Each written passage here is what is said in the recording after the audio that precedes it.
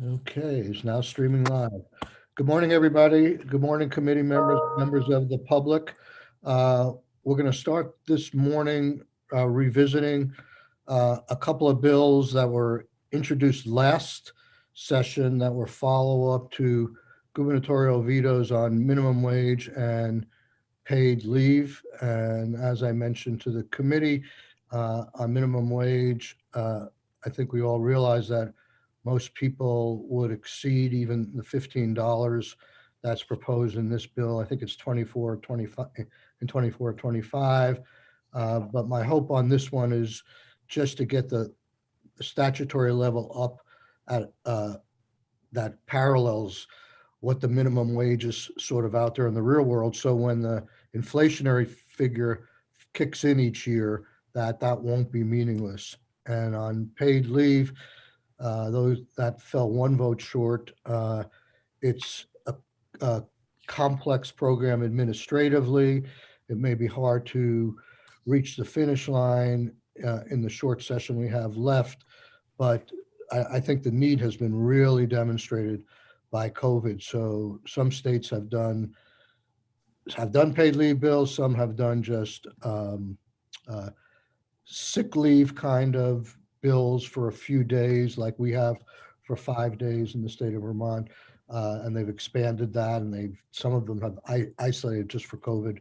But I'm going to let Damien has done. I thank Damien a lot for doing the research he has done. It's not exhaustive at this point, but it's enough to get a conversation going, I think. So, Damien, if you can walk us through the minimum wage bill that was put in last year, and there may be some dates that need to be tweaked there or amounts, but I think it's pretty straightforward. Okay, great. Is it all right if I share my screen with everyone? Yes. Okay, great. Do we also, Damien, have this posted? Is it possible for Scott to post it for the public too? I mean, for people. It's on our committee page. Okay, great. If you go to Oh, bills, it's under I haven't looked at documents today. go to Great. bills in Yeah. committee. Is it S52? It is S52. I just Yeah. pulled it up on the screen here. Yep, it's under your name. I got it. Okay. Thanks. So this bill, well, for the record, Damian Leonard, Legislative Counsel. This bill picks up next January and continues the increases that have been occurring. So under current law, we'd switch over to an inflationary increase next January, which is capped at 5%. And it's based on the increase in the consumer price index for Vermont for the 12 months preceding this coming September 1st. So this would replace that for the next couple of years with an increase on January 1 of 2023 to $13.35. In 2024, the minimum wage would go to $14.15, and then in 2025, it would go to $15, and then it would revert to the 5% CPI, 5% or CPI, whichever is lower, increase each January 1st. Damien, could you refresh our memory? I'm sorry if I'm putting you on the spot here, but the history of this issue, I remember a $15 minimum wage bill that I think was vetoed, and then even the one that's in law now that goes to $12.55, I think that was also vetoed, but was overridden. I'm trying to remember if that is accurate, and the one that was vetoed that went to $15, if I'm right in those facts, and when did it go by to $15 by that particular bill? Let me go I thought it was back. 23. I think the original proposal was $15 by 2023. I think Senator Clarkson is correct. I'm going back. Let's just see here. But I don't think that $15 by 2023 ever passed the legislature, because the House had objections to that. Yep. So the Right, which we worked really hard on, and then we ended up compromising at the getting us forward to 1250. right. So what happened here is the Senate sent a proposal of amendment. So the original bill that passed the Senate on S23 would have gone to $15 on January 1, 2024. Oh, sorry. And that's okay. And then the House sent back a proposal of amendment that would have slowed down the increase by allowing for a 2.25 times the CPI increase each year until it reached $15, and then reverting to the CPI increase. And I believe at the time, before we had the pandemic related inflation that we're dealing with right now, the projection was that that was going to be like 2025 or 2026. I can't remember the specifics on that. And then the House and the Senate compromised at the beginning of 2020 on the current proposal, which goes to 1255, or which went to 1255 this past January 1st. That proposal was vetoed by the governor, and it was overridden in the House on a vote of 100 to 49, and it was overridden in the Senate on a vote of 24 to 6 in February of 2020. Okay. So the Senate version, so there was only one veto that was overridden, and the Senate version of that bill had been $15 by 20. It would have been 2 more steps as opposed to the 3 steps that's in S52. Yeah, it would have been 2 more steps, and it would have gotten there 2 years from now. Okay. And I can't remember if the biennium before that we had a minimum wage bill that made it to the finish line and was vetoed. And that may be the 2023 proposal that Senator Clarkson is remembering. Mhm. And I would just have to look back to see if we actually had something that made it across the line that year. That's good. So Yeah. is there anything else in this bill? What is the inflationary increase in law presently? It's the greater or lesser of something? It's the lesser of the CPI or 5%. So Right. right now, with inflation being above 5%, we would be capped at 5%. Okay. Most years it's the CPI, because in general, recently the CPI has been somewhere between 2.5% and 3%, I believe. So most years that's what the increase is in the minimum wage. The pandemic has obviously thrown the CPI out of whack with the various costs increasing and shipping costs and other complications in the supply chain. So it Well- looks like next year, if we don't do anything, the minimum wage would go to 12.55. It would go to 12.55 plus 5%, which is roughly That's 60 cents more. So it would go to 13.15 or thereabouts. Yeah, I'm seeing 13.18, 13.17. So, yeah. So Which, yeah. my goal, which is this bill is a little even this draft bill is a little out of date, given where we are and what the labor market is. Well, that's one thing that I would wonder is whether or not either DOL or even JFO could perhaps tell us what is for all practical purposes, the prevailing minimum wage today. In other words, what's the distribution of people who are even at the low end of the minimum wage? And I suspect it's not really high, Right. But I don't know. Well, they're coming in on another bill this morning, but we started to ask them about this last week, but I think for today's purpose, this is just an introduction, and I would just say my gut Bill tells me, but I agree that we need to hear from, see if we can get some numbers to back it up, is that instead of having this go to $15 in 3 years, I would probably, my own personal desire would have it either go there in 1 year or 2 years, and then let the inflation kick in. But it is dependent in significant part of the numbers we hear from Matt Barowitz and others. So unless people have further thoughts, we could go on to paid leave. Sure. And I'm going to move very quickly on this bill because it is a 57-page bill. Okay, before we move off this, may I just ask a brief question? I'm sorry, I didn't see your hand. I'm sorry. Damien, and I suppose we could also do this research, but I'd be just curious, given what's happened to wages across the country. I mean, we're not the only state that's going through this as we emerge from the pandemic and have such a severe labor shortage.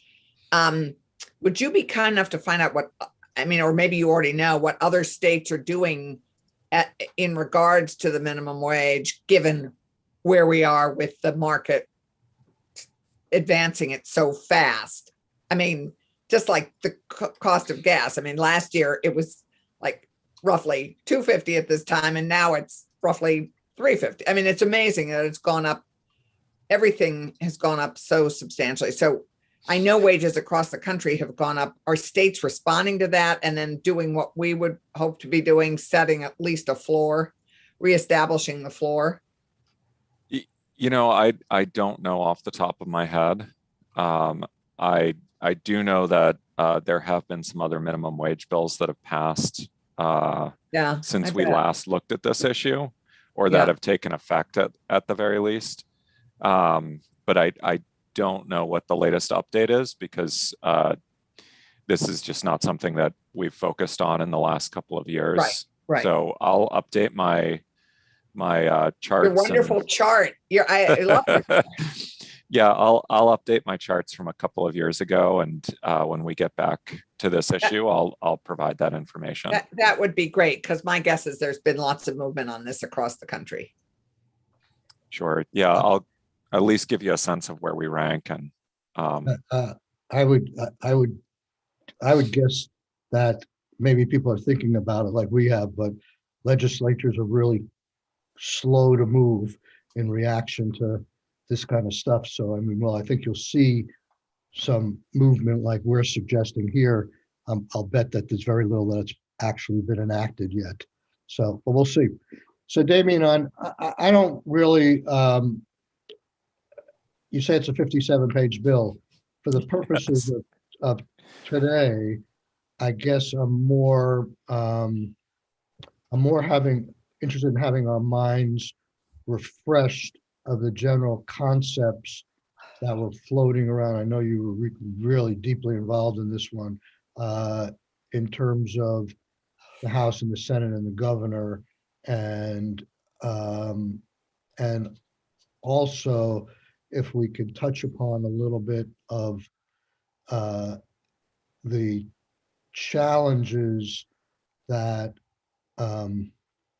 would be faced in terms of starting up a program like this. I remember one thing the governor's plan had, well, in addition to having the governor behind it, it had some simplicity in implementation that he was able to go forward very quickly, where the legislative proposals seemed to be more intricate. And it's not just the conversation on this, to the extent it continues, will not just be solely on a paid family leave bill, but paid sick days or something to get wage replacement in people's hands to deal with future COVID kinds of things, which may not necessarily need to be as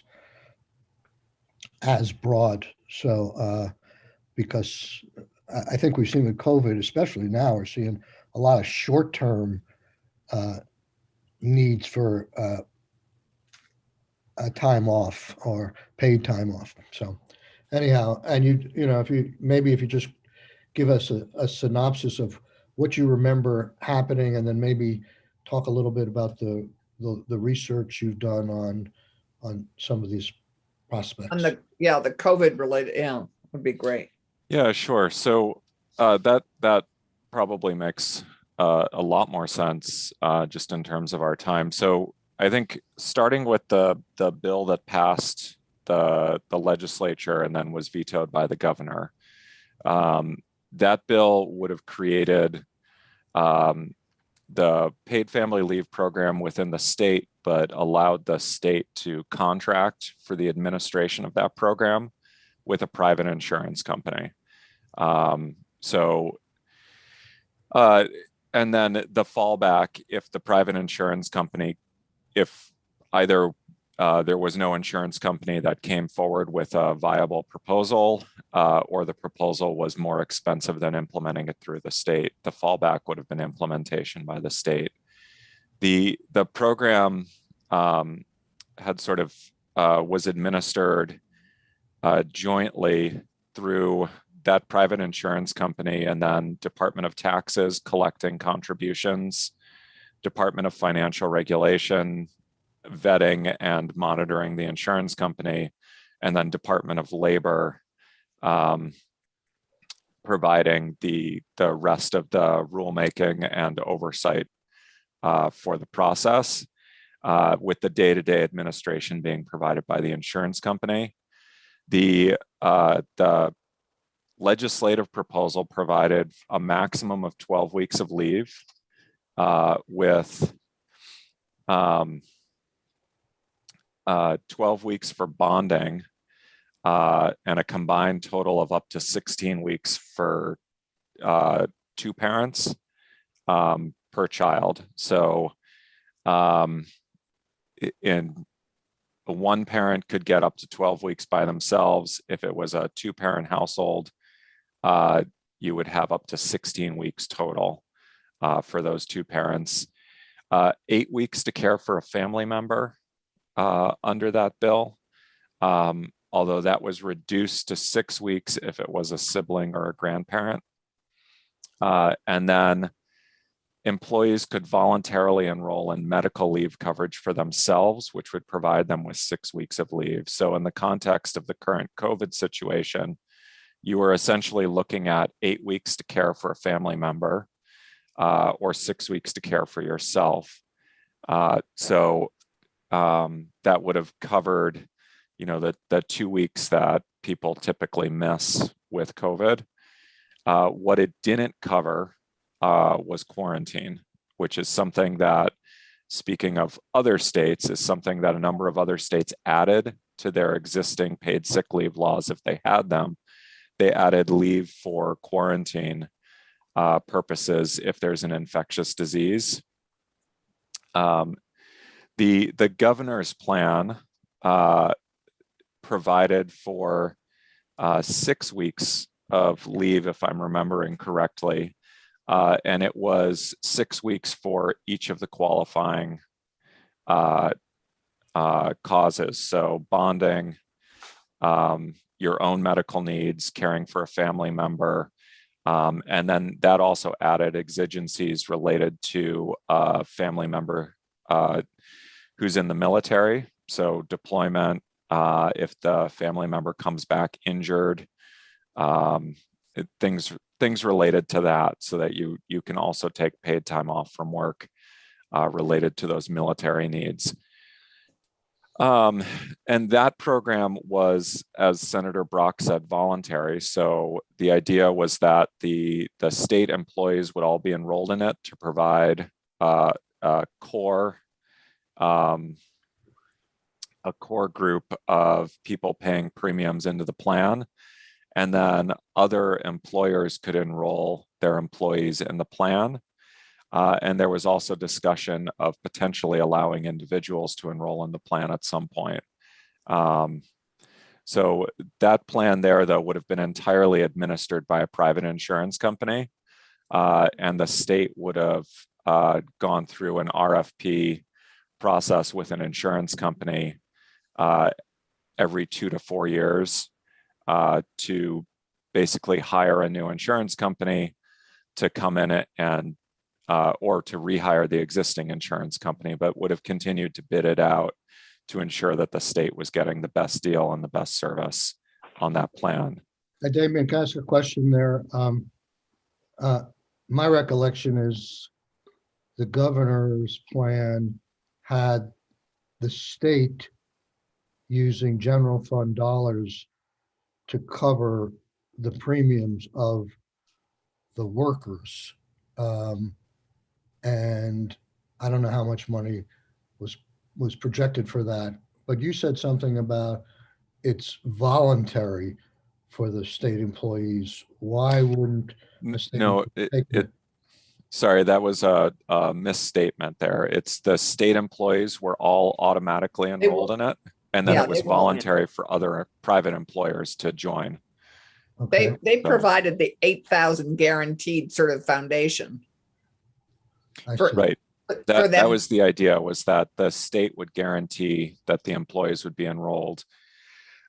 It's And- worth and- noting that in the interim, the state had negotiated with the VSEA to provide Right. paid family leave. I don't know what the status of that program is. I know that the rollout was delayed because of COVID, and I don't know if that's actually been rolled out at this point or if that's still in process. I was just about to ask about that. My understanding is that in the contract negotiations, there was an escape clause that if the program didn't go forward, it would translate into an add-on pay increase of a small percentage. And somehow the state employee, I don't know how it came to pass, but somehow the state employees liked the pay increase more than the paid leave benefit, and they took that. And now, unless you take it back from them, I don't know where the money would be to pay for the state employees at this point. I think that's the status. They had Yeah, they had a backup plan, and they took it, and paid leave went by the wayside. Okay, so but we obviously confirm that. But that's my understanding too. But so the difference, the main, it's coming back to me, the, under the legislative plans, to my chagrin, because I know some states have the employers paying for it and other states have 50-50 contributions.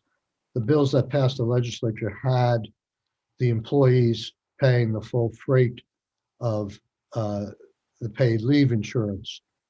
But because it was a universal plan, everybody had contributions deducted from their paycheck. It turns out that it was, by all accounts, it was a lot smaller than people would have guessed in the first instance.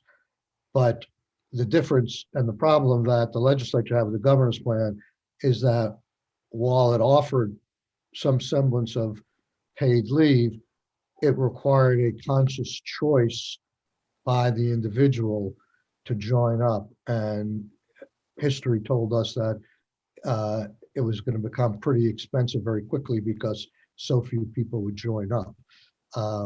So in some ways, we needed the mandate of everybody doing it.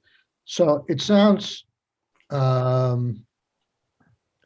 why? Senator Brock, you're muted. Oh, you have your hand up, Senator Brock, too? Modeling done at that time. And I believe also there was some preliminary, not RFPs, but information from insurance companies that suggested that it was in fact a viable alternative. There's quite a lot of work done. I'm sending a note off to folks I was dealing with the administration at the time to try to get an update from that end. Good.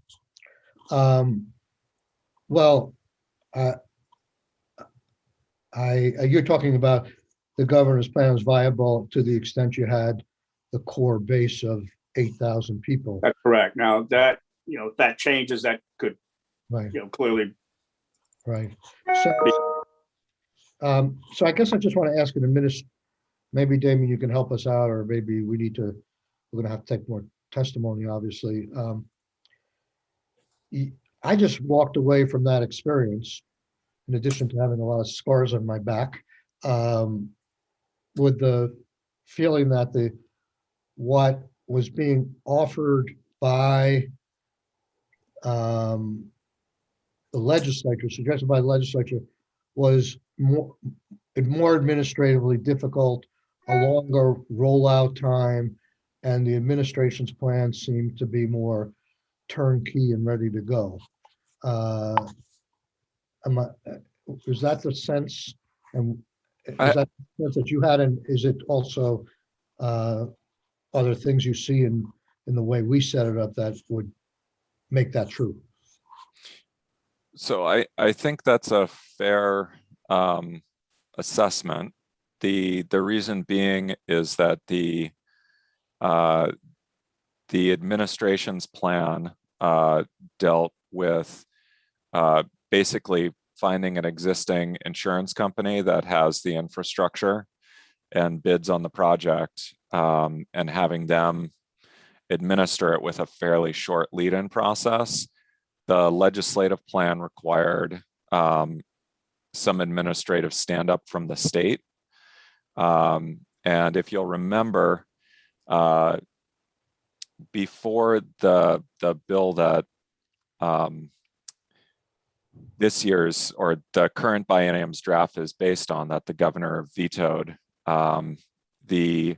there was a completely state-operated option that was proposed, and that had a multi-year rollout because of the state needing to stand up the administrative structure.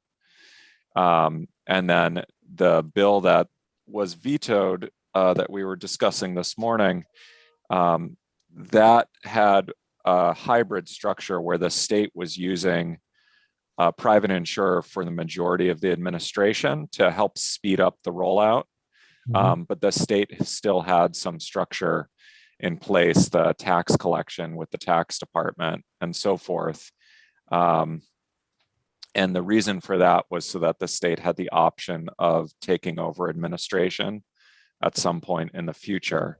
But I think with any time we're talking about doing this with the state, there's the need to build up the administrative structure because we just don't have it right now. And the other states that have done this have opted to go that route, or at least that I'm aware of. But they've all had a lead time of 2 to 3 years as they put together their administrative framework to collect taxes, to collect applications for the benefit, and to administer the benefit going forward. So there's definitely a trade-off between those options. So you're right, though, that the private setup is more turnkey just because those companies theoretically at least have the administrative framework ready to go, or able to stand it up quickly because they can base it on their existing processes. I remember, could you maybe for late next week or something, could you pull together some of the charts from the past year on the costing out the program that the legislature passed? And maybe there's stuff as Senator Brock has already reached out, but also just the history, because I'm wondering if it's possible to use, might be possible to use ARPA dollars for a portion of this. At least people are taking time off for COVID. So the complication with ARPA dollars is we can't do it for an ongoing benefit. No, but maybe we could use it to get it set up. That's what I was thinking.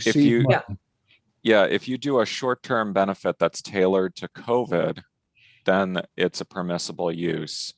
What we can't do is a longer-term benefit program that's tailored to sort of broader purposes. Right. But I was thinking that maybe my understanding for COVID is you can use money. You have to obligate it by the end of 24, but it has to be spent by 26. So for 4 or 5 years, we could establish a seed a program and then maybe turn it over to employee paid, but it has a lot of people who have experienced the benefit. We get some cost projections, and then a transition or ends or transitions to another funding source. But this could jump start it. I just don't know how. I seem to remember, for some reason, the figure in my mind is around 30 million for what passed the legislature. The House had a more expensive one because they wanted to include illness of the individual as well. Right. Well, we did too, ideally. Ideally, but we didn't. So, but anyhow, so if you can get those numbers, and maybe we'll take this up again. And you're just asking. Onto that, Damien, because you had done this work of what we could do to supplement the federal family leave program. And this could be, we could maybe use ARPA dollars to do that as a supplement and a bridge for that time too. Right. So there is what other states have done. And so it's important to note that the federal sick leave and paid emergency paid leave, both of those programs have expired at this point. They expired in September. But what other states have done is they've supplemented their existing paid sick time laws. And then in at least one case, they've basically used the ARPA dollars to reimburse employers for the cost of providing the sick leave. So Maryland did that to the extent funding was available. And then let's see, Massachusetts also set up a fund to reimburse costs to employers. So that's another, and that would be that would essentially run like a grant program, like we've already set up for some of the other benefits to employees, retention bonuses and hazard pay, where the employers could pay it out and then apply to receive a grant to reimburse them for the costs that they've incurred. So that's another possibility, but yes, I can. What I wanted to ask was what you're looking for is the projections on costs from the last paid leave bill that we did then. So just pull up those exhibits and get them out to the committee. Yes. Perfect. Just making sure I was on the same boat or the same page as you. We hope we are always in your boat, Damien. Ron, did you have as long as we're all paddling in the same direction, right? Yeah, exactly. Well, I unmuted before this last part of the conversation, but I think, my two overarching questions coming into today were, how do we use the existing paid sick leave infrastructure to help get immediate relief to people? And so Damien's been really kind enough to ask NCSL and keep following up on the pros and cons of different state approaches as we're starting to hear. And my other question just being how, as we look to hope that, the Build Back Better bill continues to include paid family leave and continues to move forward, how much our current best proposal or most agreed upon proposal could dovetail with that to ensure it's bolstering it, maybe add a couple weeks to it. But those were my two questions coming into today, and I think we're starting to answer them. Yeah. Well, Damien's work really helped. Yeah, one thing that's just important to note is right now our sick leave law and our family and medical leave law in the state would cover, the sick leave law would cover regular illness due to COVID-19 or caring for a family member who's sick with COVID-19. The medical leave law which is the longer term job protection, but there's no guaranteed pay, provides job protection if an employee gets severely ill with COVID-19, or if they need to care for a family member who's severely ill, which is likely not the case because that family member would be hospitalized. What those laws don't cover is quarantine. And that's something that other states have extended their sick leave laws to cover. In some cases on just an emergency basis. They provided a public health emergency trigger where if there's a declared public health emergency, quarantine can be covered.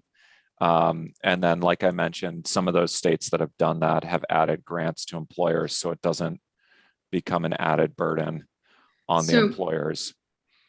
Can I make sure I understand that? So, I mean, we definitely have a lot of parents, or guardians who their child may not be hospitalized, hopefully, but they have no choice but to make sure that they can take care of their child if the child gets sick, and to be able to, or quarantine, right? I mean, a lot of times the schools require a quarantine. So we would have to have an emergency order in place in order for them to get access to any emergency funds. So the sick leave can be used right now if the school shuts down because of the public health emergency. So to the extent you have, that's happened in our school district where some of the schools have shut down because so many teachers and staff are out that they don't have enough staff for the day, or because everyone is a close contact. Particularly with the Roxbury Village School in our district. It's such a small school that when you have a few cases, so many people are close contacts that they've just shut down. That would be covered. What's not covered is when the school remains open and you need to quarantine, unless your employer decides to provide coverage for that. But the law doesn't require employers to do that. So some states have extended the requirement to cover those instances where you're required to quarantine, but the child care business hasn't shut down. One thing that's worth, and this gets more complicated now that we're starting to do tests to stay, and other things like that.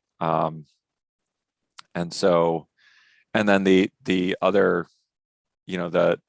thing that other states have done where they don't have a paid leave program is they've added, like 10 days of sick leave to their sick leave mandate. And then that gets into the question of,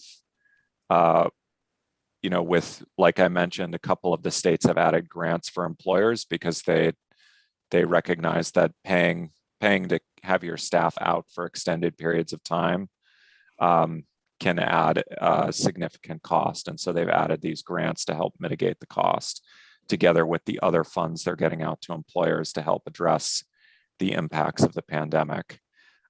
So it's a complicated discussion, but there are a number of different options out there, whether it's providing some sort of paid leave insurance or grants for employers to provide this leave, and extending job protection and that sort of thing. So there are a couple different ways to approach it.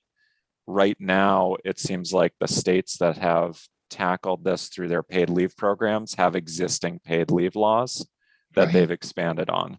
The states that have tackled it through their paid sick days programs include both states that have paid leave laws and states that don't. The states that have paid leave laws are really using the paid sick time as a bridge to get people to paid leave if they're going to be out for a long term with, severe COVID. But otherwise, they're recognizing that a lot of times COVID is not long term enough to qualify you for the long term paid sick leave. So New York and California are two states that have a paid leave law, Yeah. where they've enhanced their paid sick time to address instances where people are out for 5 days or 6 days, but not for 3 or 4 weeks. Yeah.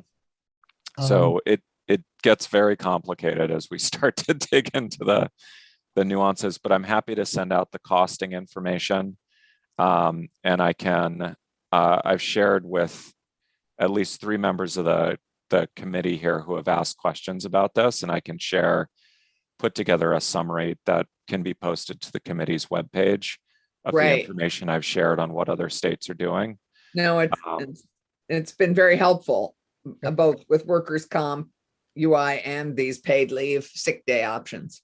Yeah, NCSL has been a huge help in getting this information together. Senator Ram. Oh, thank you. One remaining question I have is, we can't be the only state where child cares and early learning centers as a business are really suffering because of what's happening, having to shut down, possibly foregoing revenue. Are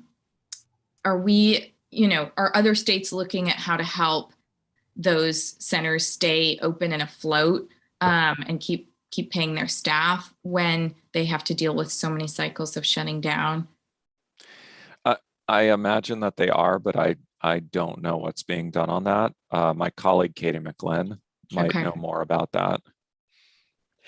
Mr. Chair, I know we have Matt Dunn here and he only now has 10 minutes. So our time challenge here is a little bit. Well, trying to move us along. Okay, so Damien, we'll have you back and we'll be in touch in the interim to help narrow the issues here, but does seem there's some interest in trying to do something in response to these short-term absences for work. Just before you leave in 30 seconds, can you explain what the retention money in the Budget Adjustment Act is? So my understanding about the retention money, and it's not a provision I worked on, but my understanding is it's grants provided to various service providers in, I believe, health and childcare, but I may not be accurate on that. But it's money provided to service providers, similar to the way we did hazard pay. Yeah. But the service providers have a little more discretion in how they use that money to retain staff. So it's I think up to $3,000 per staff person, and it can be used by the providers to provide retention bonuses and other benefits to retain staff during the current staffing shortage and struggle. Okay, thank you. Yep. We're going to move. Thank you, Damien. We're going to move very quickly. I didn't realize that Matt had a hard stop. Matt Dunn, welcome. Thank you. I want to hear very briefly about the proposal you're working on, and Sure. we really want to focus. An issue has come up about the necessity of getting the matching funds from the state sooner than when the big bill can provide it, because we're getting mixed messages from the administration that they support your program, but they don't see why it can't be done in the budget bill. Sure.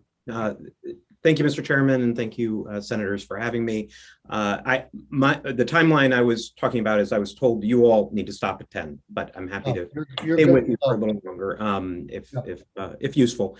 So just as a quick background is that the Center on Rural Innovation, my organization, has been working with a grant from the Vermont Community Foundation to work with 5 communities across the state on building strategies to create accelerator programs and tech startup ecosystems in those locations. VSET is probably a good reference point for the kinds of things, although it would be at a smaller scale. The 5 communities are Rutland, Randolph, Brattleboro, St. Johnsbury, and continuing the work in Springfield, Vermont at the Black River Innovation Campus. 3 of those communities are actually prepared to apply for a once a year grant opportunity with the Economic Development Administration of the U.S. Department of Commerce called the Build to Scale program. This was the original grant that helped us to secure the funding to get the Black River Innovation Campus off the ground. They will be applying in collaboration with Randolph for a larger amount of money than they did before. Rutland will also be applying on their own for a Build to Scale grant. Each of these grant opportunities are $750,000 per community. So it would be a significant amount of resources coming from the federal government. The challenge is that they require a one-to-one match. We are in a small state. The Vermont Community Foundation has said we are not in a position to cover all of that. And many, many other states, including ones that we have worked with, there are resources the state have stepped up with to allow for particularly smaller communities to be able to meet that match requirement and get the leverage out of the federal grant program to support these kinds of homegrown, scalable tech entrepreneurship initiatives. The administration has been a supporter and cheerleader of this work, and we've really appreciated it and included $1 million in the 2023 budget to serve as match for these applications, partial match. The problem, and I've shared this with the commissioner, is that the EDA, being who they are, requires that the funding be appropriated and allocated and available upon request at the time of the application.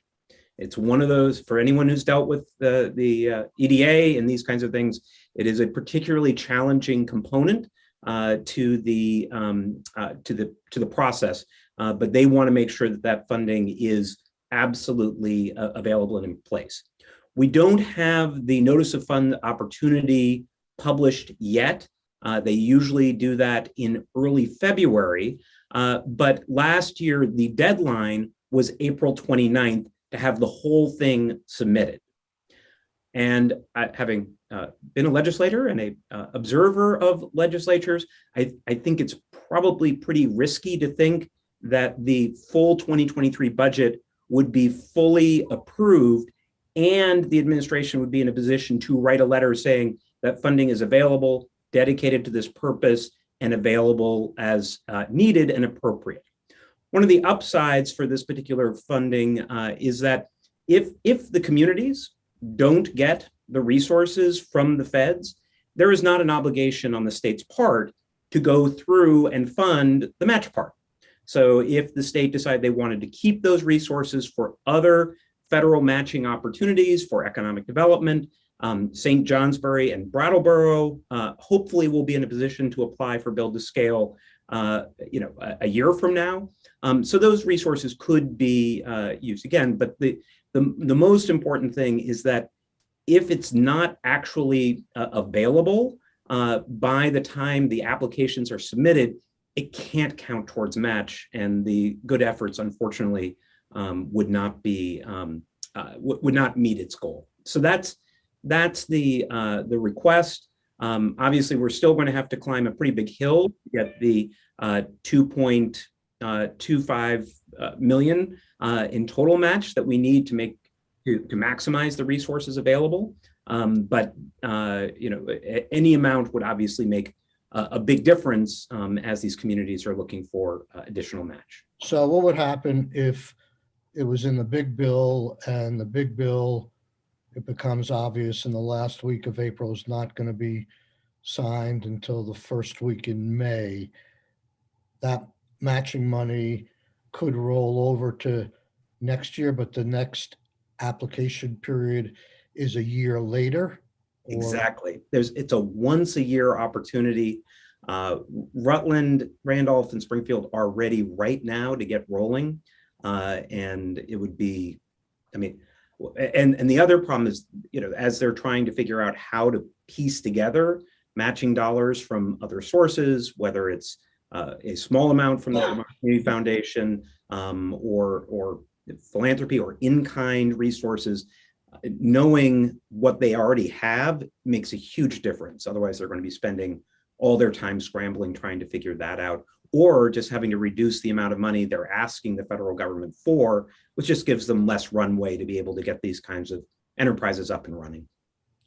Mr. Chair, Yeah, I think the other key thing about having this in the BAA would be that the state's commitment to supporting these kinds of programs, which are so important for these particular communities, is that also leverages more philanthropic match, so that the Corey would have the time to build more match, so that they'd be ready by April 29th with a full match to meet the federal requirement. So it's knowing the state's committed to these high-tech opportunities in these towns in need would really help them build the match enthusiasm in the rest of the state, I think, is what is really key here. okay. Well, I think it would be somewhat inconsistent to the way this committee has been operating to say, based upon a 10 or 15-minute proposal presentation, that we're going to rush through $1 million appropriation, especially if there are other choices. I mean, I would want to hear from Joan. I think we're having her in tomorrow, about, just where they are on this.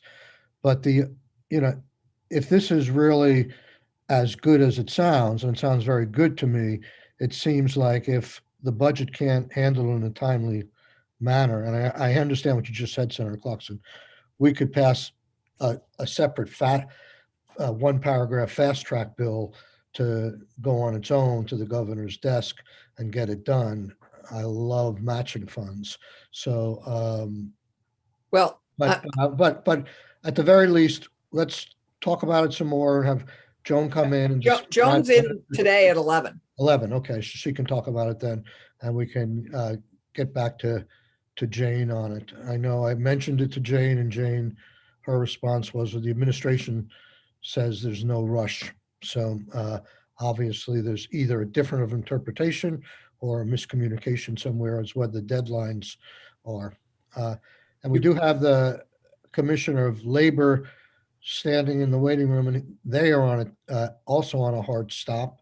So Matt, last few words, or any questions from the committee? Mr. Chairman, happy to be available. Joan and I did talk about it, and I mentioned to her the concern, and she was, I don't know if it was a miscommunication, because when we talked about it originally, had asked for it to be in a budget adjustment. She called enthusiastically saying we got it into the budget, and then shared it was in the 2023 budget. And I shared just the deep concern that it won't actually have the success that that we're all hoping for. If you look at the link that I put in the chat, it tells you more about the Build to Scale program, and it also shows you what last year's timeline was, and it's quite explicitly April 29th. And you can talk to anyone in the EDA world.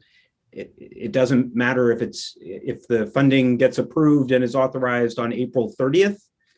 It just doesn't work. You have to have a legally binding piece by the time you actually submit the application. Right. And that, unfortunately. and that would mean a signed bill ready to go. That's why I think this. So Matt, would you be kind enough to email us your letter, the thing that you sent to Michael and to me, with the link to the Build to Scale program? That would be great. I think to the whole committee, that'd be great. Too. Is there a mechanism? I mean, I have most people's emails, but no, it's a Senate Economic Development as a committee, is a whole group. Gotcha. Okay, that would be great. Thank you for the time and consideration. These communities have been doing a lot of work, and it would just be make a big difference. And Mr. Chairman, fast track appropriation bills were not something that we saw a lot of when I was there. And the sooner that we actually have confidence that this will come through, And by the way, it needs to be state funds, and it needs to be available at the time of the application. So even if it was a fast track bill for 2023 and wasn't going to be available until after July 1, that also would not work for the purposes of this application. That's why the budget adjustment. So it has to be FY $22. It really does, in order to be able. So that underscores the need for the BAA more. Yep. Okay. Happy to be Thank you, Matt. on Thank you. call. Thank you. Very succinct. Thank you so much. Thank you. Committee, we're gonna plow on to, we'll take a break at 10:30 when, as I understand it, Commissioner, both of you have to leave promptly at 10:30, or can Cameron stay on?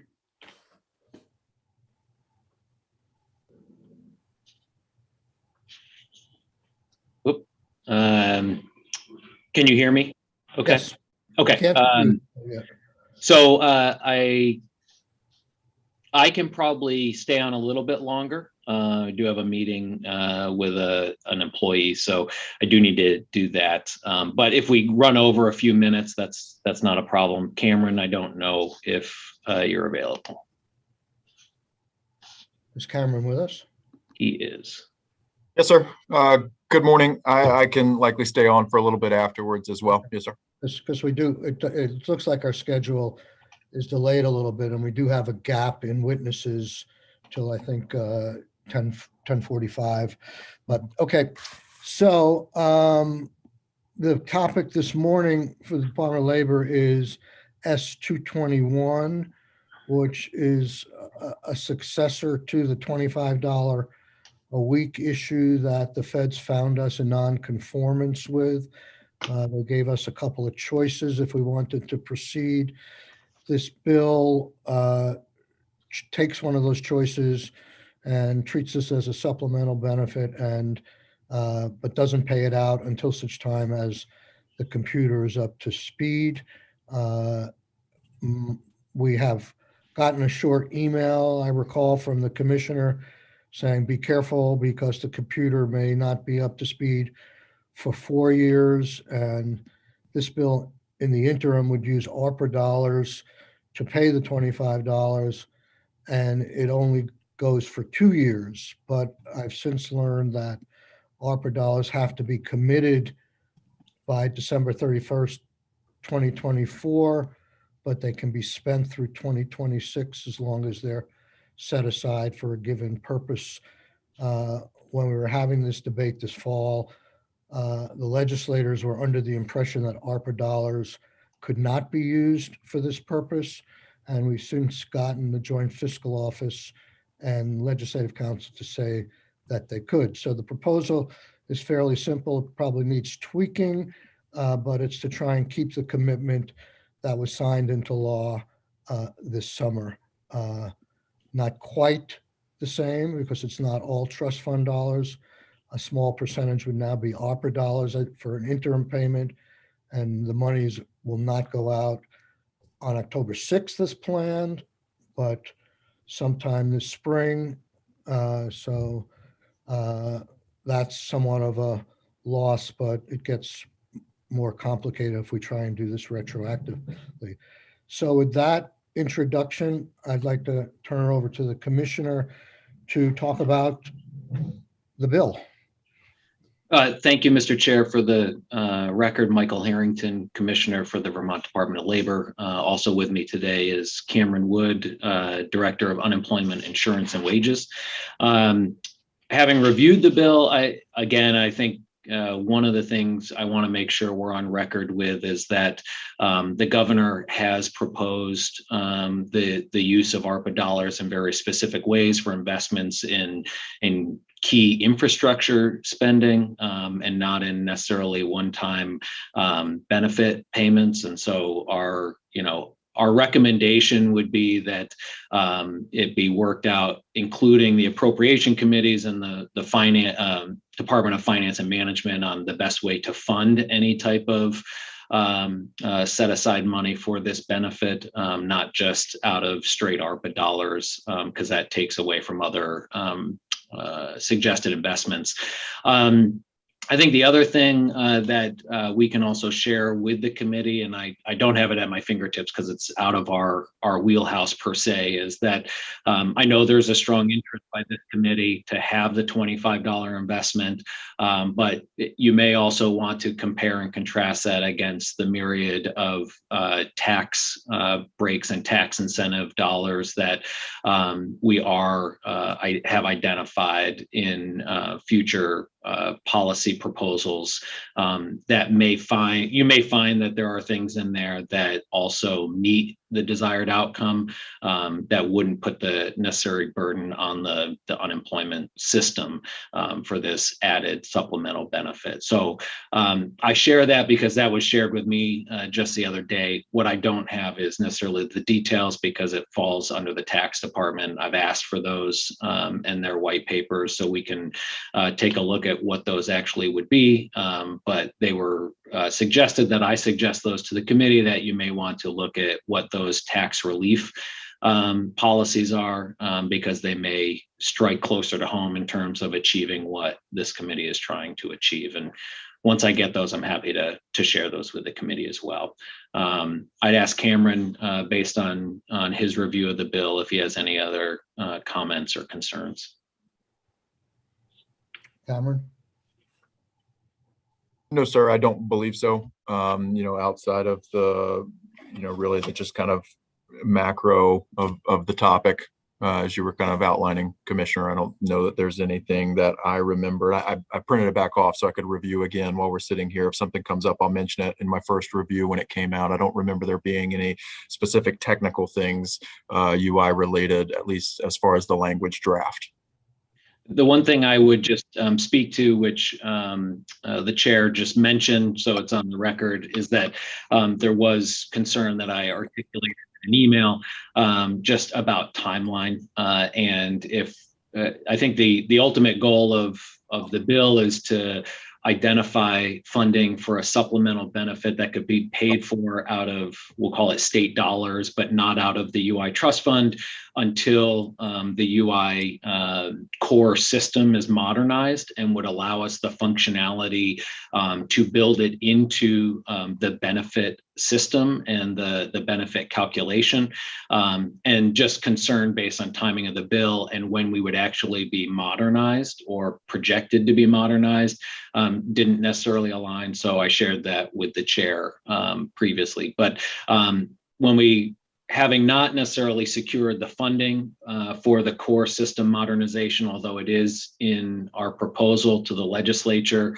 we're looking at probably, just based on industry standards and what we're hearing other states go through with their modernization efforts, just for the build and deploy, probably roughly 3 to 4 years, maybe sooner. It's just everybody at we all know there's resource constraints, there's supply chain constraints. Following the pandemic, a number of states all jumped in wanting to modernize at the same time. And there are only a handful of really proven systems out there. So in the best case scenario, 3, in the worst case scenario, 5 years from the date of actually securing the vendor. So we would also have to go through a very comprehensive RFI, RFP process, selection and contract negotiation process, because it is such a large, complicated system. So anyways, that was my concern, just more on the timeline of when the bill said we would switch over to paying it out of the UI system. I didn't think we would be modern yet by then. Senator, let me just ask a question, Senator Brock, first, that's right on point of what the Commissioner was talking about, and then I'll get to you. So on the computer issue, drawing a comparison to the $100 a week, I can't remember the name of the program, as you called it, that the governor proposed, that put $17 million out, I believe, a year and a half ago.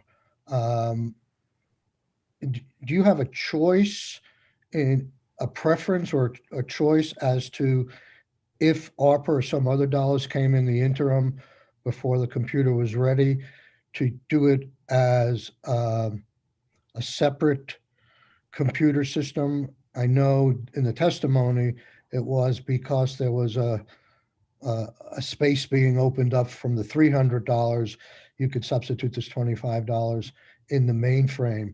Is that if this bill became law, is that a decision that you have an obvious answer to already, or you'd have to look at what the easiest way to do it would be?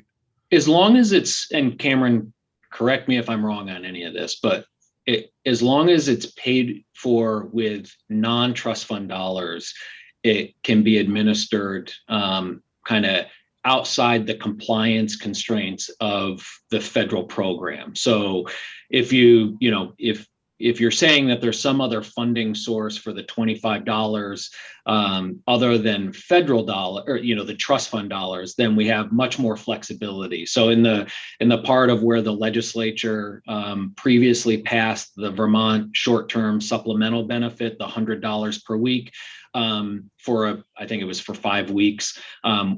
Again, those were paid for out of state dollars, not trust fund dollars. So there was much more flexibility how we administered those. The hard part at the time was that there was already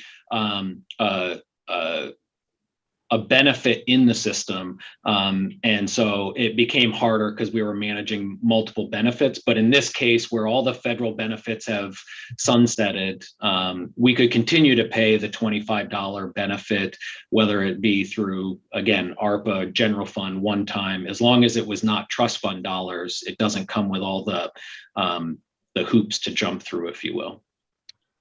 So, and just to respond to, and we'll have further discussions on this, but to the extent the administration feels that there are other ways that some of these needs are being met, it's certainly a fair thing to say if we were debating all of these at the same time, which one would be priorities. But in this case, we made a commitment, we passed a law, and we're generally not in the process of effectively repealing that law because we come up with a better added benefit later on.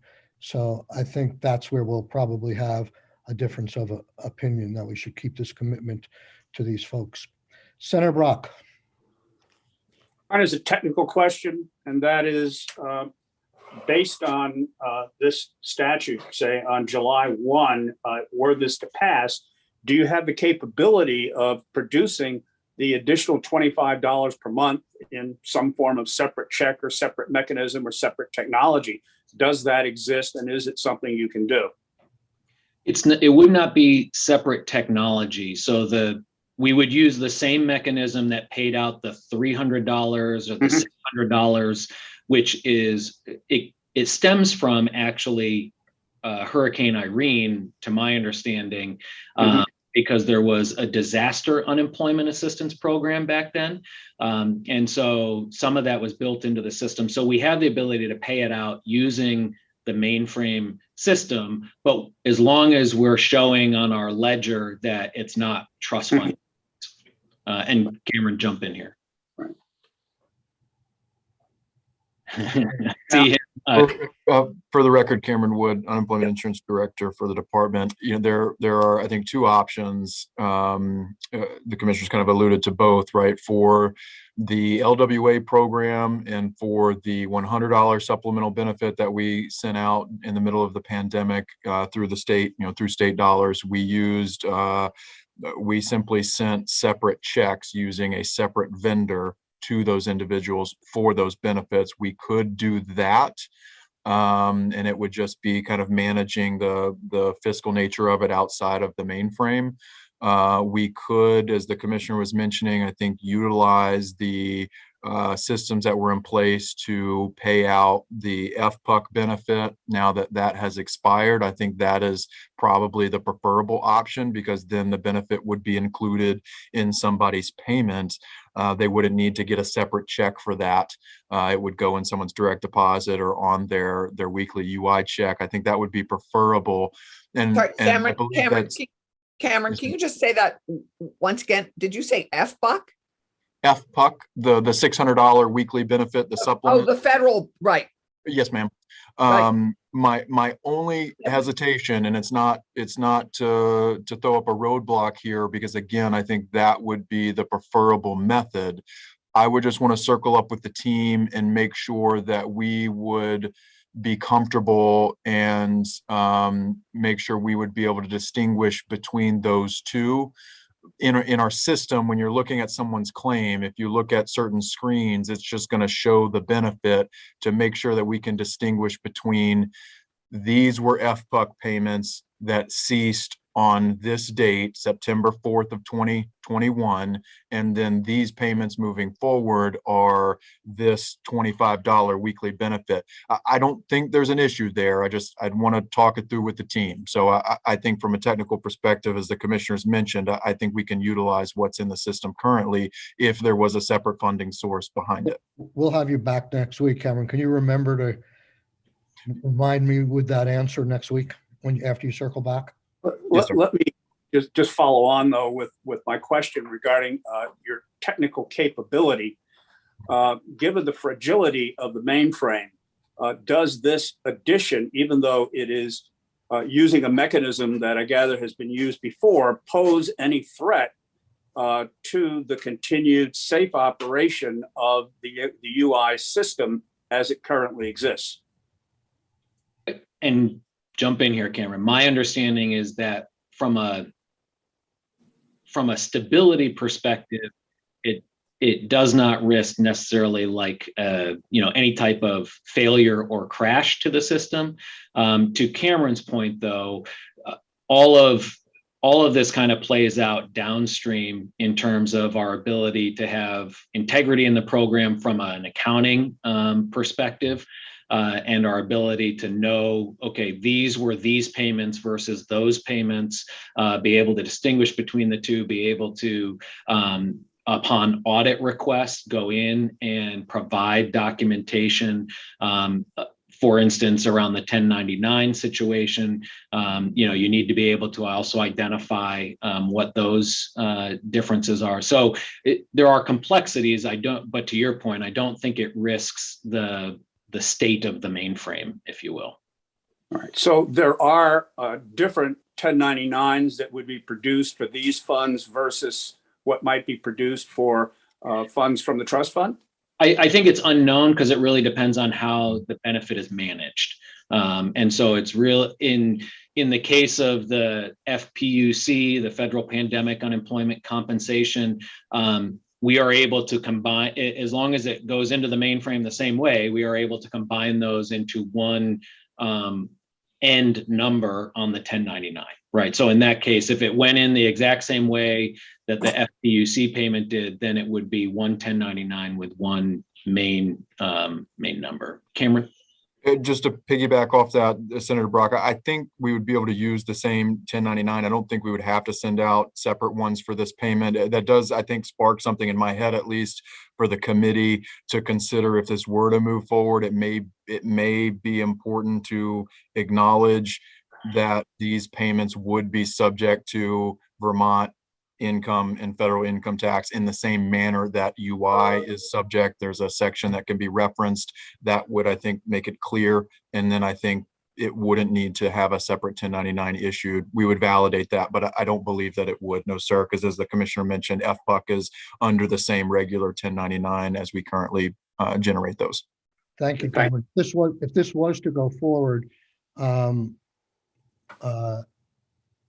would you like to see language in the bill that makes it clear that it's taxable? Because I think weren't ultimately some of the $600 and $300 for certain people is not taxable, correct? I think it would just make it as clear as possible that it is taxable income, and it would allow us to, attach the same, current tax withholding that we have for people that elect to have tax withholding. So it would just, I think it'd make things easier administratively for us if it were to move forward. I don't think there were specific individuals on the 6 and 300, Senator. I think the federal government made, I think, 10,000 in UI contributions tax-free for all individuals. And did we? I believe. Yeah. Right. Yep. Right. So It was a tax deduction or credit for people for the first $10,000 of 10,000, UI benefits, right. but did we piggyback on that on the state level? I think we did, but it happened on the tax side, not on the UI payment side. And so to Cameron's point, I do think the one thing that I'm not sure our system could do is choose to tax one benefit and not tax another, right? So someone does articulate to us when they're filing for benefits if they want us to take their taxes out automatically, or they plan to pay them at the end of the year. And so in that case, I don't think they could say take taxes out please before you issue the payment, and have us only take taxes out of their base benefit and not the supplemental benefit. So to Cameron's point, it should articulate that this is treated the same way as the UI benefit. Well, okay, so we'll work with our legislative counsel to make that And- clear. I don't know that. And Mr. Chair, we'll confirm on our end too. I think that it was never in anybody's intent in Act 51 or here that these wouldn't be treated the same way as the base benefit that they get. So they would be taxable. Okay, let's see if there's anything else. Do other members have a question? I don't know if you got a note. I asked Scott if you can bring with you or send us the letter, the conformance letter, in terms of you not going forward with the $25 a week as passed in Act 51 to USDOL. We'll send you what we have. I'm not sure, Cameron and I were discussing this right before we jumped on camera. I'm not sure there's actually a written confirmation that we provided them saying we wouldn't go forward. I think through conversations we had with them, we said we did not plan as the department to go forward. But in terms of repealing the legislation, that's really up to the committee and the legislature. And I think at one point, USDOL said they may contact the legislature to ensure it got repealed. I'm looking at Cameron just because that's what he and I talked about, but we'll provide you any response that we gave them. I just don't know. I thought I read that when they issued their ruling, they wanted something, I think they said in writing from the department to confirm that that's how you were going to proceed. Yeah, and I just don't know whether we actually gave it to them in writing, because one of our conversations with them did talk about the fact that, it really is up to the legislature to repeal the law, and we can certainly propose language, but we can't guarantee that the legislature would take action. So Cameron, you look like you're about to say something. I was just going to say, for the committee, the timeline here was, I don't remember the exact date, so forgive me, but, the legislature asked the department not to act on that letter so we could have the conversation with the committee prior to any response, which we did. And then at that time, subsequent to our conversations about the $25 benefit, we did have a subsequent conversation with USDOL verbally, where we, informed them of the conversation with the legislature that we were not intending to move forward in implementing it because it would be out of compliance at the time.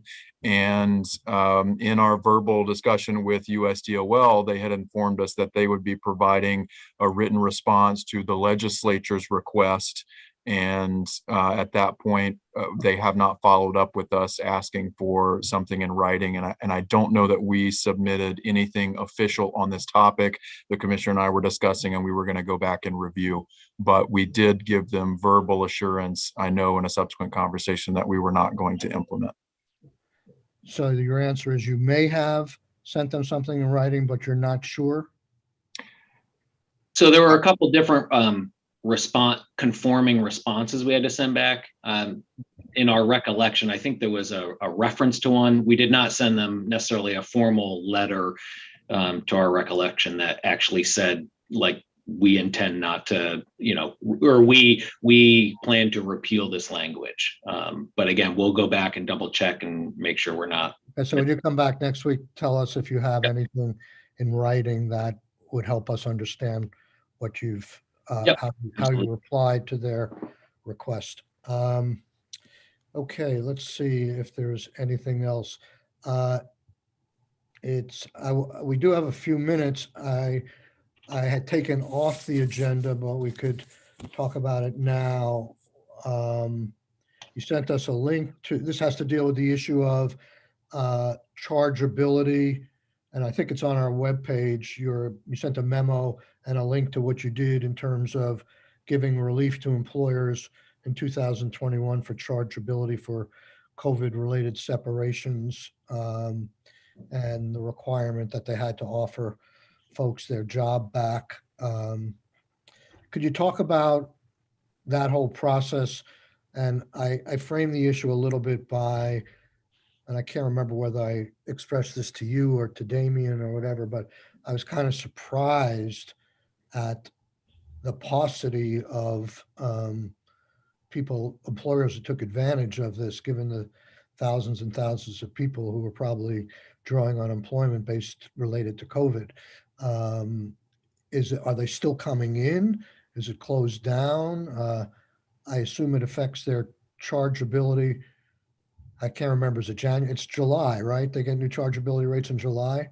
So this would affect that. I think the number, we spent a lot of time on this last year. We wanted to give, if you recall, we wanted to give relief to employers who shouldn't get charged, but we also wanted to protect the employee to get a job offer back. And so we set up this system whereby, and the commissioner, Cameron could explain in more detail or better than I can, but there'll be an application by the employer said, this layoff would generally be chargeable, but because it was COVID related, I want relief. And then they would also either have to say, or the employee would have to say, yeah, they should get relief because they offered me my job back.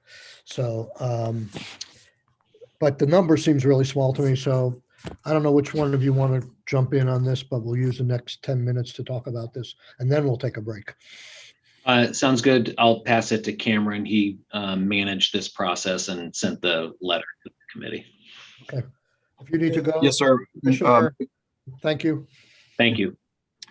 Mr. Chair, I think you described the circumstance well there. We were wanting to look at charge relief for employers because of COVID-related separations. There was concern about wanting to ensure that those employers were offering individuals their jobs back and not just dismissing those individuals, getting charge relief and potentially replacing their position with someone else. So I agree with you. I was slightly surprised by the small number of applications that we received.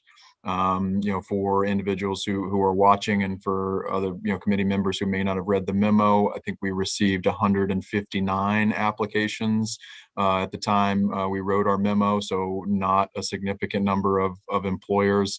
I don't have at my fingertips the total number of employees that covers, but I have asked that information be gathered as we go through the application, so we'll be able to provide that to you as well.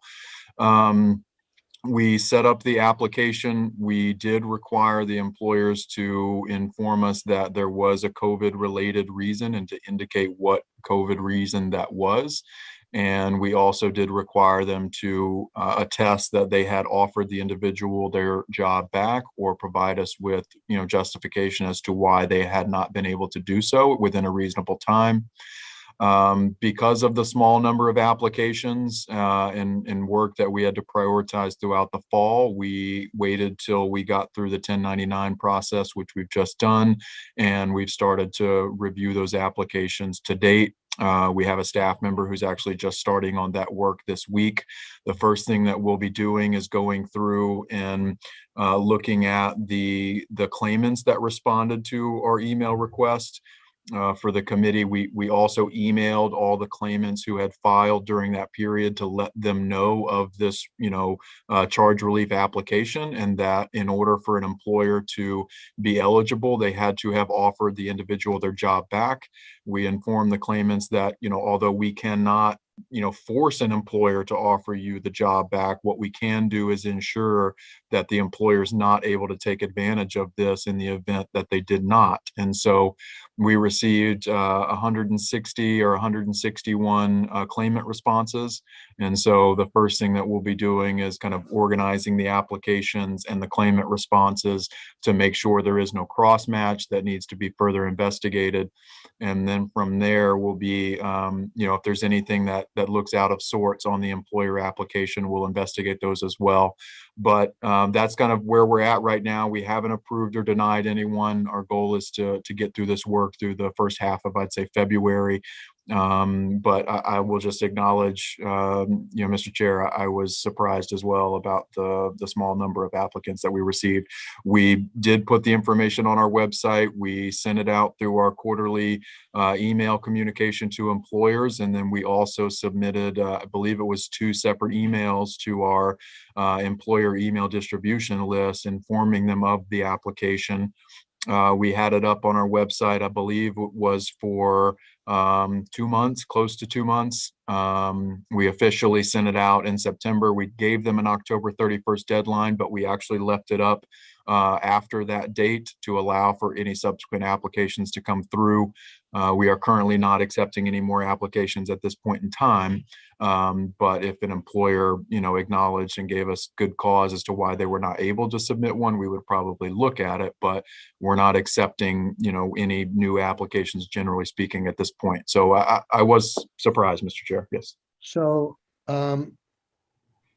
this would only be for separations and benefits that were paid subsequent to July 1st or August 1st. Is that correct? It would only be for charges related to that would have continued through calendar year 2021. If the committee remembers, we did a mass charge relief of 2020. But the separation would have had to occur. Yes, sir. When the state of emergency ended, or 30 Yes, days sir. after or something, right? Yes, sir. So we had the employer had to actually notify us of what the COVID related separation was for, either because the employer partially closed down.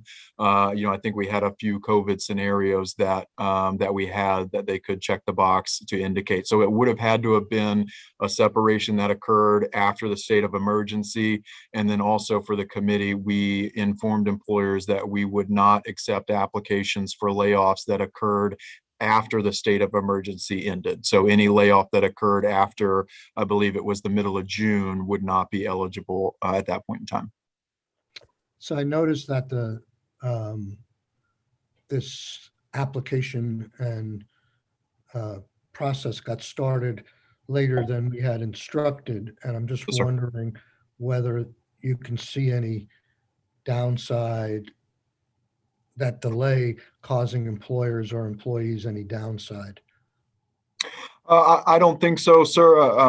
You are right, Mr. Chair. We did get it delayed about a few months later than we had intended to. During the summer, we were caught up in trying to get programs closed out, et cetera. So I think we had wanted to get it out in July. It ended up being September. I don't think there was any negative impact. I mean, again, we I think communicated as effectively as we could. We sent multiple communications to employers. We had it on our website. We informed relative employer communities about it. So I don't know that there was a delay that would have impacted. I don't know that the delay would have negatively impacted any employers. We haven't had a significant number of employers reaching out afterwards, indicating that they weren't aware or weren't able to get an application submitted. So I don't believe so, at least from my perspective, Mr. Chair. Well, let me just give one example, and just, it's probably not commonplace, but it's one of the things that we hope to avoid, because the concern of this committee was to help people potentially preserve their jobs. If an employer during the COVID emergency let someone go and didn't know that there was charge relief available to them if they offered the job back to that person. So let's say July, August, and September, when the instructions were supposed to be out, but didn't come out until September. An employer might not be encouraged to say, oh, well, I can save some money on my unemployment if I keep this, if it's a borderline situation of whether they want to wait a few more days to see if the person recovers, or if they don't like, they sort of don't like the employee and say, this is an opportunity, but they didn't have that information that they could save on their UI contributions during that 3-month period. I think that could hurt the employee. It could also hurt financially the employer not knowing about that. I'm not sure on the ground, which is what you're talking about. It made a big difference, but can you see the theoretical Yes, sir. possibility there? Yes, sir. Okay. Senator Rahm.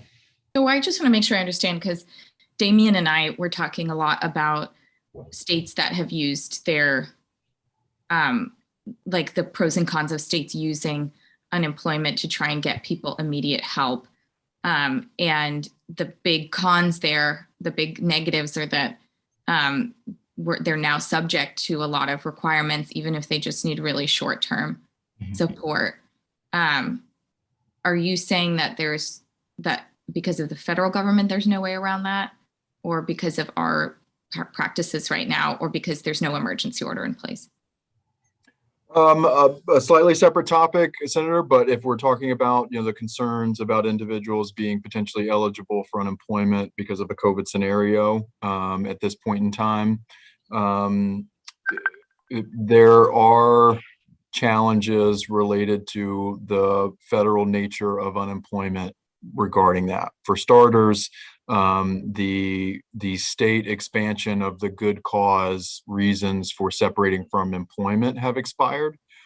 Those were the COVID related exemptions we put in place at the very beginning and then extended at the beginning of 2021 to go through the state of emergency. So it allowed someone who needed to quit their job because of having to take care of a family member or a school closure or needing to quarantine, those individuals, that would be considered a good cause to separate from employment, which could make them eligible for unemployment in the first place.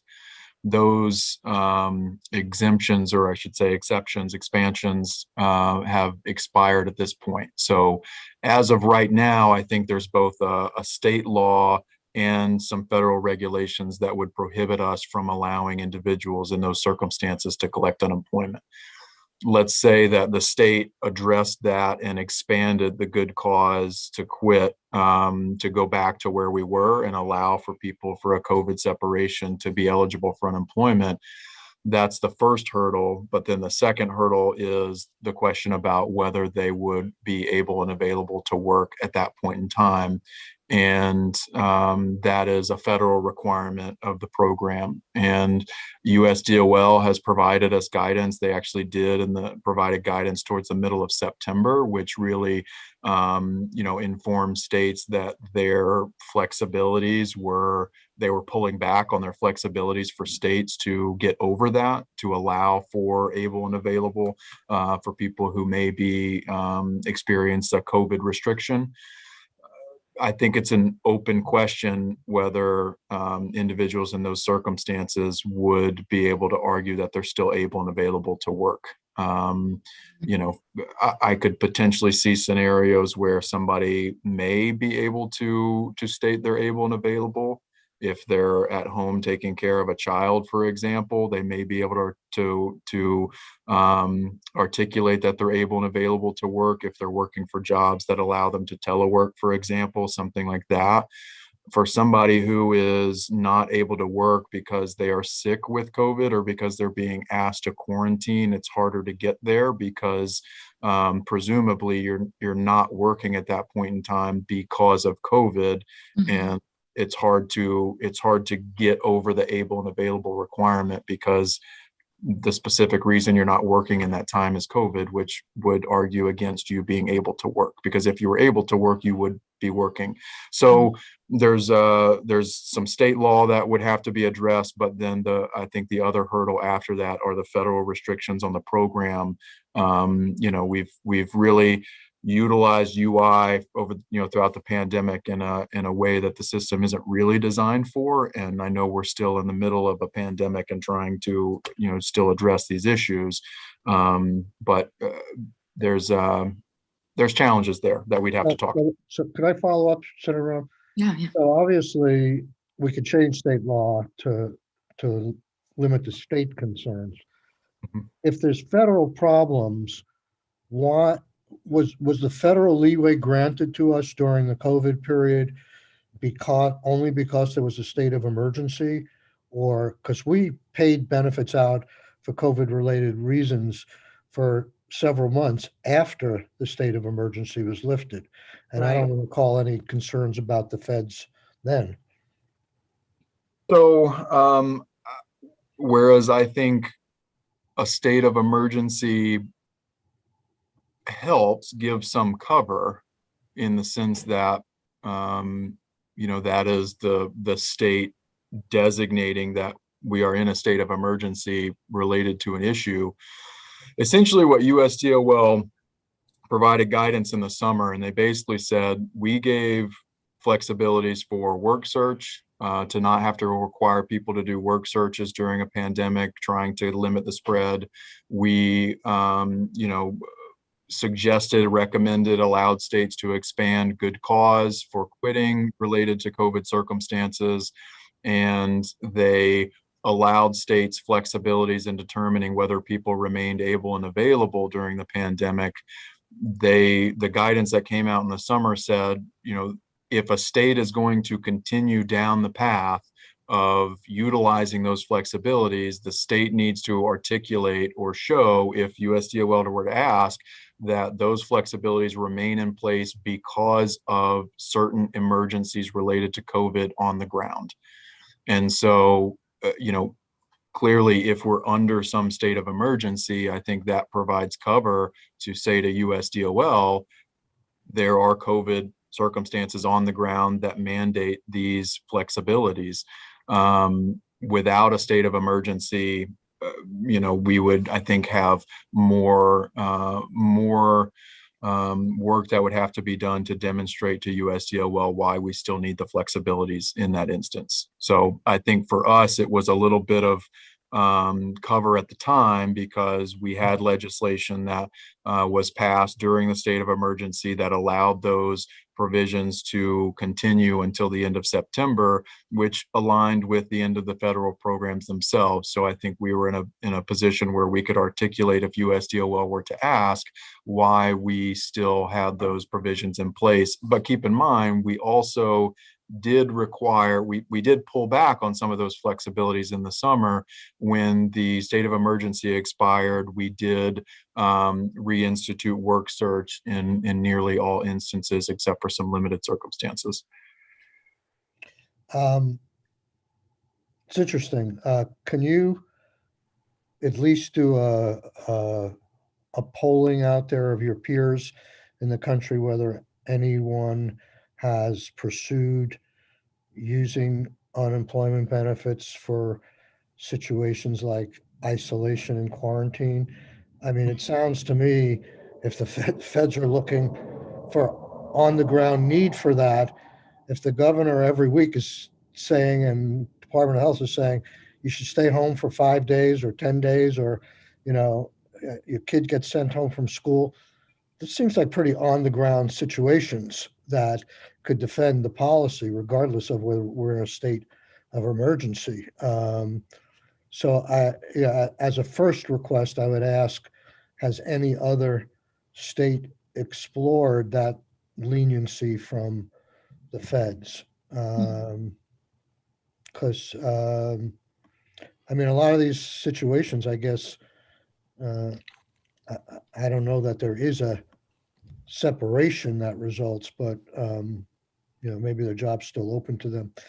But it seems to me like it's having listened, it's not as, I appreciate what you said. I think you delivered that very straightforward and honestly, but it doesn't sound to me like it's as shut a door as it might be. And there's a tendency with this COVID, I think, is everybody is either waiting for relief or the next shoe to drop and say, well, why go through all this hassle of passing a bill and changing something because 3 weeks from now, Omicron may be gone.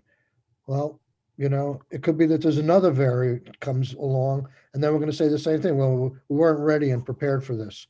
So I guess I'm not finished peeling back the onion on this one yet. So if you can come back to us next week, at least do I know you have a group of all UI directors and just say, what's your state's up to? Okay, thank you. Senator Hinsdale. I had like a slightly divergent thought about this, but I think it's good to try and open as many doors as we'll push open. And to that end, I think, Cameron, you must be hearing from people in some form of desperation who don't know where the front door is to get help, right? And so even if the federal government wasn't able to be a partner in providing some flexibility, the governor's talking about, millions of dollars in a windfall that he might want to give back in property tax relief. It seems like we're talking about dollars that could be made available so that there's no wrong door to walk through. If a family says, I'm in crisis, I'm laid off for a week or two, I can't go to work for a week or two because of this situation, and I need immediate help that's flexible, that is an emergency backstop, that doesn't have all these strings attached. I imagine that if you get those phone calls and you had a fund available, we could help hundreds of families in that situation instead of saying, try calling this number, this money is available, this is the eligibility for this money. I mean, it seems like there's a lot of agencies who are probably have people in desperation trying to see what's available to them for short periods of time. And if that's the case, I just wonder, I would like to aggregate that information and know that we're doing everything we can to help them. I agree, Senator. I mean, it's the challenge for me, at least in administering this program, is as I mentioned kind of a second ago, it wasn't designed, for these circumstances. It's unfortunate. I know it's unfortunate for the people who need assistance in the moment, and they're trying to, reach out to us government for support and help. And, the real challenge for me is, UI, it's not a medical leave program, and it is very difficult to say that to people in the moment, when they don't have anything to provide for their families. And it becomes very difficult for us. I can't speak to, what the administration, the proposals that they have and their priorities for, providing tax relief versus benefits, et cetera. I will leave that to the commissioner and the administration. But, certainly if the state had a family leave program or a medical leave program, or money was set aside, then, we would be able to divert those individuals there in that event. It's a fair enough answer, and we'll continue to explore this. I mean, it wasn't designed as a medical leave program, and that's why if you come down with pneumonia, you will at least initially be found ineligible and suffer a short disqualification, but you would only get back on when you're healthy enough to go back to work. But I think this pandemic has highlighted a hole we have in our whole system of help. And I think that's essentially what Senator Rahm is saying. In addition to the hole, where's the door to get relief from that hole? And the way government gets set up, it has so many programs, a lot of people don't know where to go and give up. I do have one other question before we wrap up, Cameron, and it goes back to S221. I know the commissioner said it may take anywhere 3 to 5 years to get this program modernized. And as you know, I've been skeptical. And one of the reasons has given to us was that Well, where they're spending the millions they have right now in IT development, it is on the portal for businesses and employees, which I agree should be a high priority and needs a lot of help.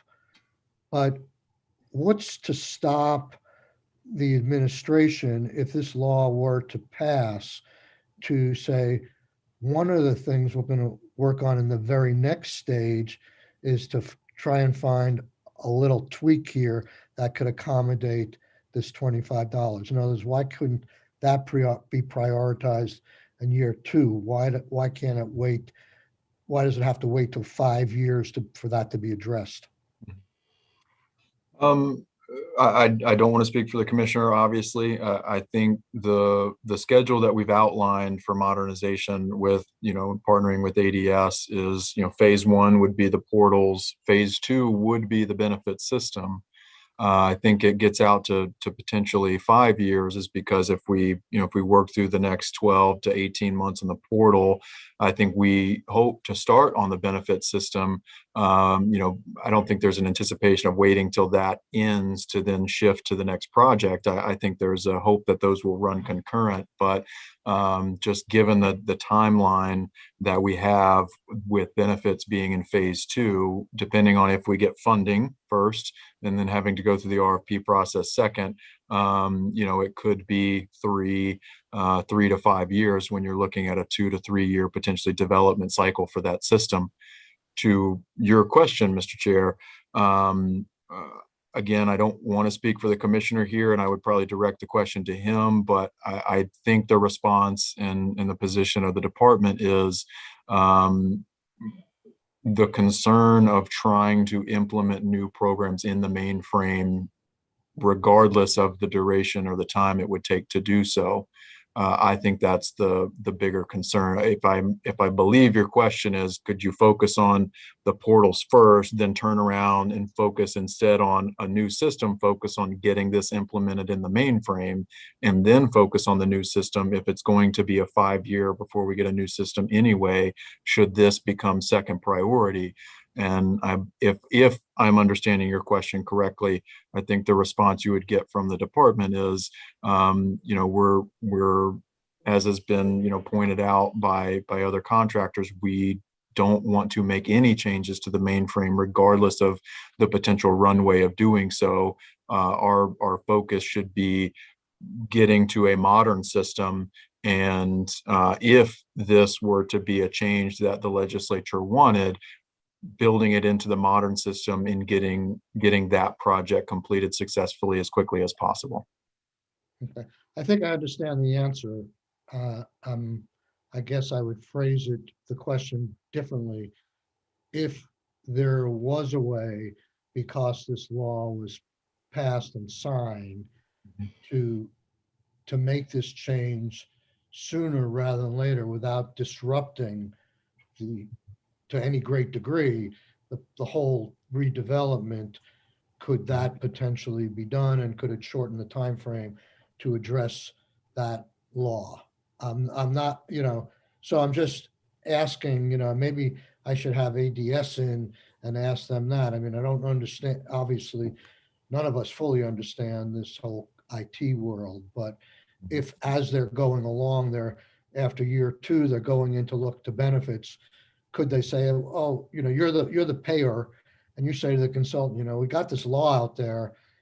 Could we tweak that now without upsetting the apple cart of what you're generally doing? And maybe they would say, yeah, we could do that. That's not, it's not that big of a deal. So that's the genesis of the question. And maybe you can have maybe you can talk to ADS and have a somewhat more complete answer. But we could put wording in the bill if it passed that said precisely that wouldn't tie your hands to do things that upset the whole thing. But if it was feasible and reasonable to do that, you should do that. Okay. I will say very quickly, Mr. Chair, I don't think the bill or the $25 additional benefit will extend our modernization timeline in any manner. I mean, we would have that up front if the bill were to pass. So I don't think that if this were to pass, or adding this into the program is going to necessarily extend our timeline. Yeah, and just so, because I don't have the bill in front of me, I can't remember exactly, but the intent in this bill, we now know that we could, if we do use ARPA funds, we now know that we could use them for 4 years. But the intent of the law that was passed is that they be primarily trust fund dollars, which they still will be, even if they go into effect after 4 or 5 years. But the shorter we can make the use of ARPA dollars and go back to the original intent of the legislation, the better. That's all I'm saying. Thank you very much, Cameron, and I missed saying this the last time I saw you, but condolences for your loss on January 10th. I thank you, sir. It was a good game for those who watched, and I'm happy that Georgia won. Long time for them coming, and as you see, I'll still pull for my team. So Okay. I Thank you. appreciate it. Yep. Okay, let's take let's come back at 11. It is 11. Oh, it is 11. Excuse me, you're right. Let's come back at 11.